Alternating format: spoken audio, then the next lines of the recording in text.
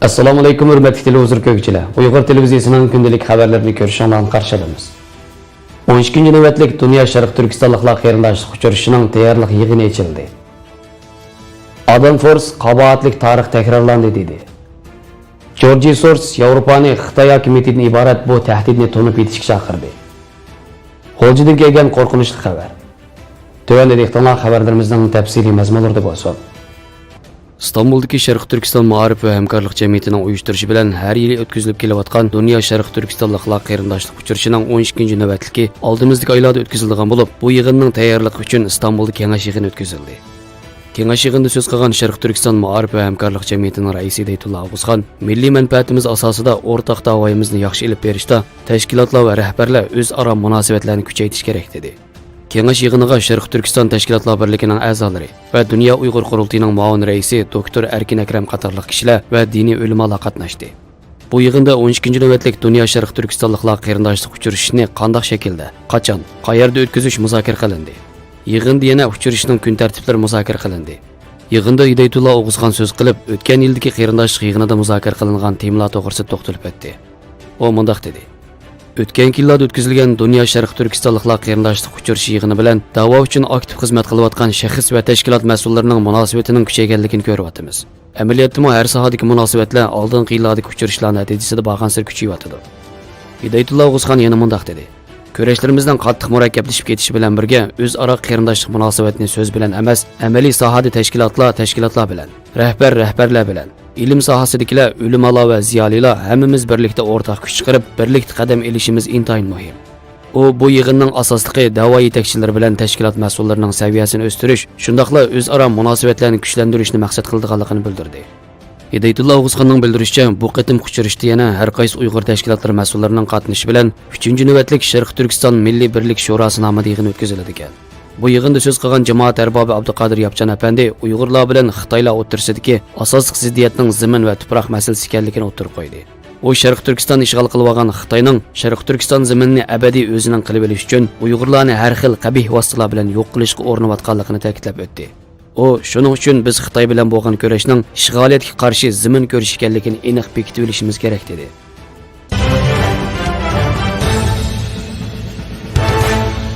Xitoy hukumatining atalmış asabiylik va terrorlik qarshi turish nomida millionlagan Uyg'urni lagerlarga qamalish haqida Kanadadagi McQueen universitetining professori Adam Force tarixning takrorlanish nuqtasidan fikr yurgizishni tavsiya qildi.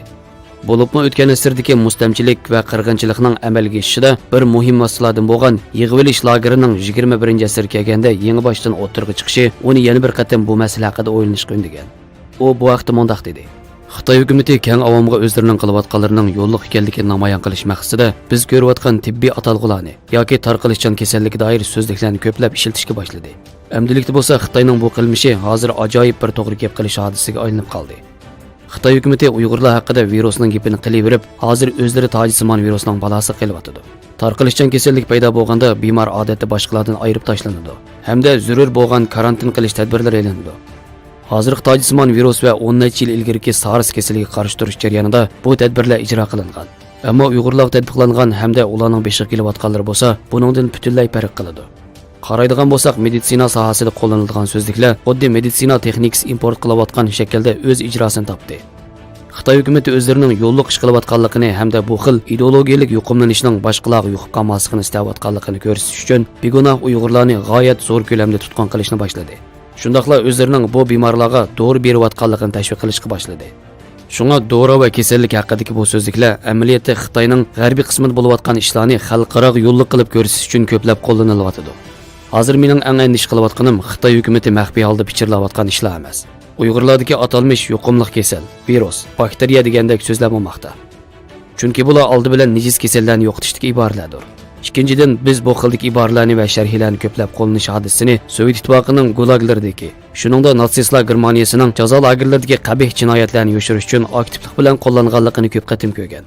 Ma'lum bo'lishicha, navbatda butun Xitoyni tojsimon virus qoplab ketgan. Hamda buning vahimasi tashqi dunyoni zo'r andishlarga selayotgan bo'lib, buning bilan lagerlar qamilib yotgan millionlagan Uyg'urlarning taqdiri damalliqqa bir chetga o'tib qolmoqda. Mutaxassislar bo'lsa Uyg'urlar haqidagi ideologiyalik virusning amdilikda lagerlarni bo'ylab zo'r ko'lamdagi moddiy virus qaynab ketishidan andish qilmoqda.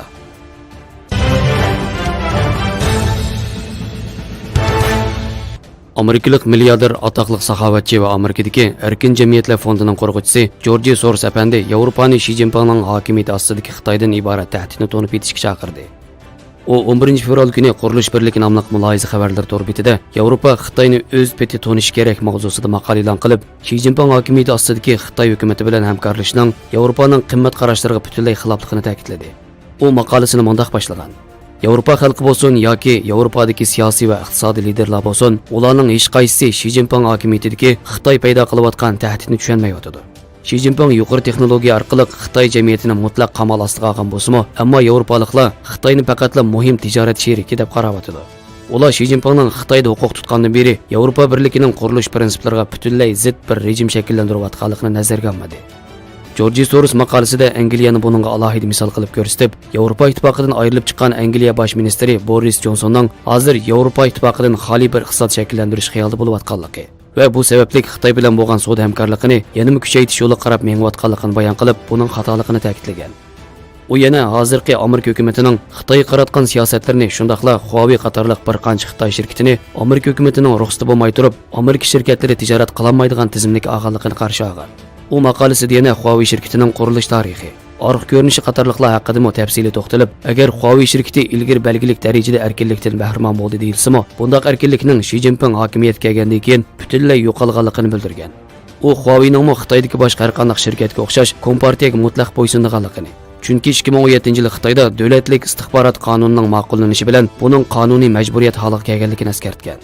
O del bu sababli uzun o'tmayla Huawei xizmatchilarining Polsha qatorliq davlatlarda josuslik voqealariga chetilib qolganligini bayon qilgan. Biroq u Yevropaning buningdan ig'ir xavf ostida ekanligini eskartib mundaq degan: Josuslik Yevropa uchun cho'ng tahdid emas, biroq Yevropaning eng muhim asosiy qurilishini Xitoy texnologiyasiga omonat qilganlik deganlik tahdid va buzg'unchilik ishga oshganlik deganlikdir. Xi Jinping hokimiyatiga Xitoyning Yevropa ittifoqining qurilish prinsiplariga zo'r tahdid ekanligi menga intayin ro'shan bo'lsa-mu, biroq u Yevropa ittifoqi a'zo davlatlar rahbarlariga, sanoat rahbarlariga, bo'libmi Germaniyadagilarga tex oydin emas ekan. Soros apandi maqolasida Yevropa ittifoqi a'zo davlatlarning Huawei'ning 5G bozoridagi monopoliga qarshi oyig'i chiqmaydigan ziddiyatning ichiga kirish o'rniga Amerika bilan birlikda yoki o'z oldiga Nokia va Ericsson shirkatlarini Huawei'ga raqobatchi qilib taraqqiy qildirish kerakligini bildirgan.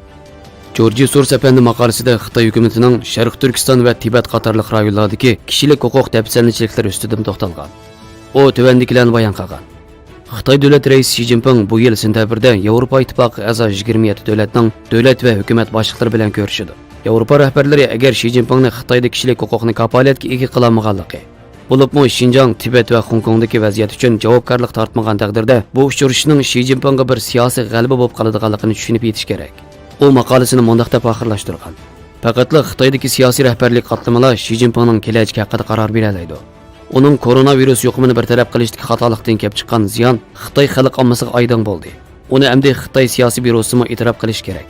Yevropa ittifoqi uning siyosiy qutulishiga qarab turib asos yaratib emaslik kerak. Jorji Soros 1930-yili Vengriyada tug'ilgan bo'lib, u 2-dunyo urushida natsistlar Germaniyasining Yahudilar qaratgan jazo lagerlaridan hayot qolgan. U hozirgacha o'zining turli fondi jamiyatlari va erkin jamiyatlar fondiga o'xshash tadqiqot markazi uchun 32 milliard Amerika dollaridan ortiq yordam qilgan tonilgan tijorat odami. U 2019-yilning beshida Shveysariyaning Davos shahrida o'tkazilgan dunyo iqtisod munbiri yig'inida qatnashgandimi, har qaysi davlatlarning Xitoy kompartiyasi va uning uchun xizmat qiladigan Huawei'dan ogoh bo'lishga chaqirgan. Uning so'zi ayni chaqda kuchli diqqat qo'zg'agan.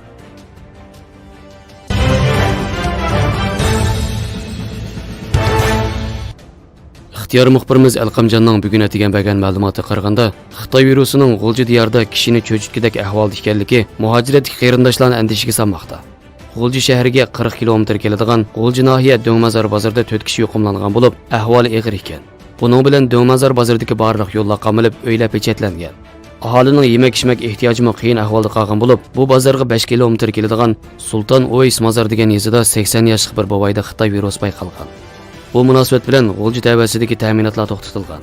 G'ulji shahri Arambog' doktorxonasidagi Uyg'ur ayol doktor bir oydan beri uyga qaytmay ismini qo'shib ishlaganligi uchun og'ir charchob naq maydonda hayotidan ayrilgan. Xitoy hukumatining virusni bahona qilib, uylarni pechatlab, Uyg'urlarni ochlikdan o'ldirish xavfi nihoyat zo'r. Buni Xitoy radio ovozidan anglaylik. Eli oblastidagi har millat ommaga yozilgan xat. Butun oblastdagi har millat ommaga Yangi tipdagi tajisimon viruslik o'pka yallig'i yuqumining oldini olish tezginlash, bir maydon xalq omasining hayotiy bexatarligi va sog'lomligini qo'g'daydigan keskin kurash. Partiya Markaziy komitetining bir tutash qo'mondonligi va Avtonom rayonlik partiya komitetining kuchli rahbarligida elida yuqumning oldini olish tezginlash xizmati qonun bo'yicha tartibli qanot yaydirilmoqda. Shuning bilan bir vaqtda shunimi sagaklik bilan tunishimiz kerakki, hozir oblastga bevosita qarashliq joylarda aniq diagnoz qo'yilgan kasallik misolida hech qanday alomati yo'q, aniq bo'lmagan yuqum manbasi bilan yuqumlanganlar ko'rilmoqda. Yuqum yinimizda, yanami kengayish xavfi bor. Har vaqt har millat ommaning hayotiy bexatarligi va sog'lomligiga og'ir ziyon elib kelishi mumkin. Biz duch kelgan oldini olish tezginlash vaziyati intayin keskin. Oldini olish tezginlash vazifasi intayin mushkul. Oldimizdagi bir bosqich yuqumning oldini olish tezginlash jangi eng kuchaydigan halqiliq bosqich. Texmi qat'iy ishonch, texmi kuchli iroda, texmi keskin tadbir orqali har millat ommaga yaqindan tayansaqla, yuqumning oldini olish tezginlashdan iborat xalq urushi, umumiy jang, to'sib zarba berish jangida cho'qim qat'iy g'alaba qilamiz. Navbatda yuqumning oldini olish tezginlashdagi eng unumli usul yuqum manbasini uzib tashlash. Odamlar avtomobil eqimini azaytib, o'zaro yuqishni to'sish. O'zingizning hayotiy bexatarligi va sog'lomligi uchun bugundan boshlab oilangizga dam eling. Uyingizdan bir qadam ayrilmang. Yuqumning oldini olish tezginlash xizmatiga qatnashayotgan hukumat xodimlari va jiddiy taqobil turish kafolatlantirish o'rnidagi xodimlar, nuqtaliq korxonalardagi ishlab chiqarishga qatnashayotgan xodimlarni har qaysi o'rinlar bir tutash yipiq holatda mashg'ulot olib berish, o'z o'rnida dam olishga tashkillash kerak. Har millat ammo xotirjam bo'linglar. Hukumat zarur bo'lgan turmush lozimatliklari va davolash kafolati buyumlarini setib berish va yetkazib berish salmoqini zo'raytib, normal turmushning ta'siriga uchirmasligiga kafolatlik qiladi. Oilada dam olayotgan mezgilda ko'ktat, un, guruch, may, dora, ko'mir qatorliq zarur turmush lozimatliklarini setib olmoqchi bo'lsangiz, Kenit mahalla aholilar komiteti bilan aloqa qilishing. Xizmatchi xodimlar bir tutash setib olib, ishik oldingizgacha yetkazib beradi. Agar suv, tok, gaz, telefon haqi qatorliqlarni topshirmoqchi bo'lsangiz, xizmatchi xodimlar bir tutash sizga vakolatan topshirib beradi.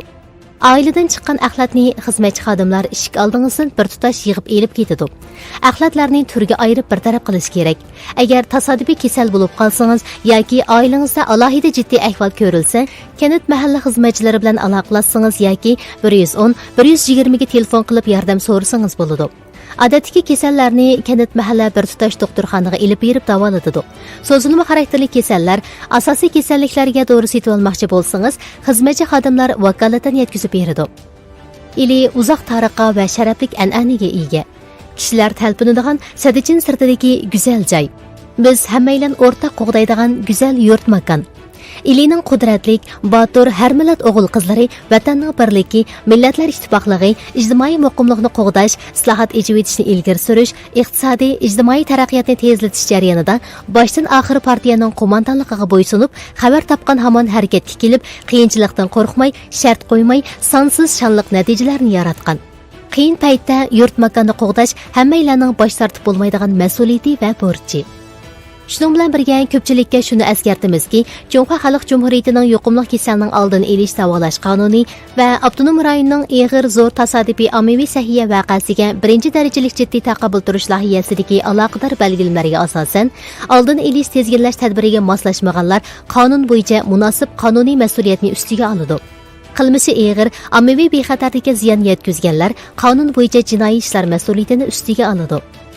Biz shunga ishonamizki, elining har millat o'g'il qizlari xatarlik payt va zo'r sinoq oldida partiya va hukumatning chaqirig'iga ovoz qo'shib, umumiyatga bo'ysunib, bir niyatda ittifoqlashib, irodadan sepil hosil qilib, qiyin o'tkalga birlikda hujum qilib, har bir ommaning hayotiy bexatarligi va sog'lomligini o'rtaq qo'g'daydi. Go'zal yurt makonni o'rtaq qo'g'daydi. Oilada turish yuqumga taqobil turganlik, dam olganlik, to'kib qo'shganlik. Oilangizda dam eling. Sizga salomatlik tilaymiz.